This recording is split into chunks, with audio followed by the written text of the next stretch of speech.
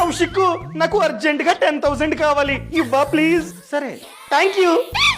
నీ కొత్త bank account కి పంపించా చూడు. దానికి ఎందుకు వేసావు? దానికి ఇంకా నేను ఏటీఎం కార్డు తీసుకోలే.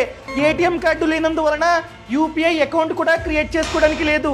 చా, నేను బ్యాంక్ వెళ్ళి విత్డ్రా చేసుకోవాలి, అర్జెంట్ అని చెప్పాను కదా. ఇప్పుడు డెబిట్ కార్డ్ లేకపోయినా కూడా నువ్వైతే నీ కొత్త బ్యాంక్ అకౌంట్ కి యూపీఐ ని క్రియేట్ చేసుకోవచ్చు. అవునా?